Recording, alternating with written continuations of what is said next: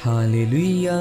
स्वागत है आप सबका मेरी भविष्यवाणियों की पुस्तक में। तो आइए हम आज के पवित्र वचन को पढ़ेंगे जो कि परमेश्वर के दास प्रेरित अंकुर यूसुफ नरुला जी के द्वारा लिखा गया है।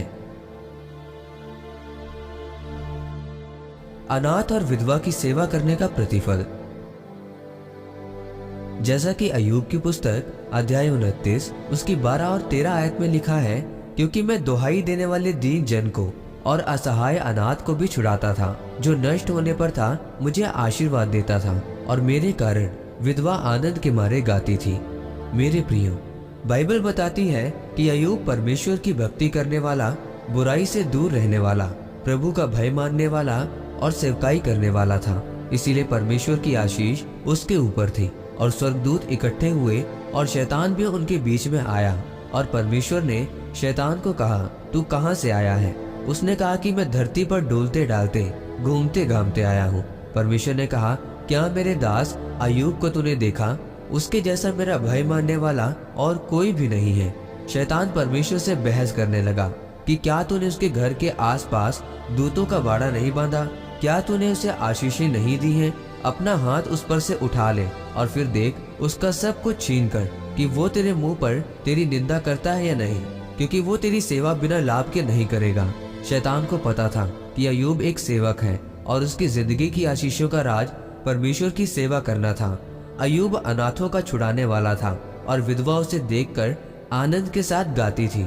अय्यूब उस दानवीरों की तरह नहीं था कि विधवा को एक बोरी आटा देकर फोटो खिंचवा ली और यूट्यूब फेसबुक पर डाल दी। विधवा आनंद के मारे गाती थी, अर्थात वो इतना दान देता था कि वो उसे देखकर खुशी के मारे उछल पड़ती थी। पति न होने के बावजूद भी आनंद में गाने लगती थी। किसी का घर नहीं होता था तो अय्यूब घर बनवा कर देता था, इसीलिए अय्यूब आशीषित था। परमेश्वर कहता है कि जो कुछ तूने धरती पर मेरे छोटे से छोटे के साथ किया, वो तूने मेरे साथ किया है। वचन कहता है कि अंत के दिन में परमेश्वर जब अपने स्वर्ग जाने वाले लोगों को बोलेगा कि धन्य हो तुम, मैं नंगा था, तुमने मुझे कपड़े दिए, मैं भूखा था, तुमने मुझे खाना खिलाया, और जेल में था तो तुम मुझे मिलने आए। और जो नरक में जा रहे होंगे उनको बोलेगा कि मैं भूखा था, तुमने मुझे खाना नहीं दिया, मैं नंगा था, तुमने मुझे कपड़े नहीं पहनाए। और लोग बोलेंगे, परमेश्वर हमने कब तुझे भूखा देखा, कब तुझे नंगा देखा? लेकिन जो अय्यूब की तरह भूखों को खाना खिलाएगा, कपड़े पहनाएगा, वो आशीषित होगा। आमीन।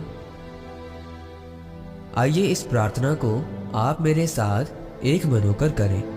सर्वशक्तिमान परमेश्वर, इस वचन के लिए मैं आपका धन्यवाद करता हूँ और प्रार्थना करता हूँ कि आप मुझ पर अनुग्रह करें, ताकि मैं आपके अनुग्रह से अनाथों की, विधवाओं की सेवा करूँ, प्रभु यीशु मसीह के नाम में। आमीन। परमेश्वर आप सबको आज के वचन के ऊपर मनन करने के द्वारा आशीषित करे। आमीन।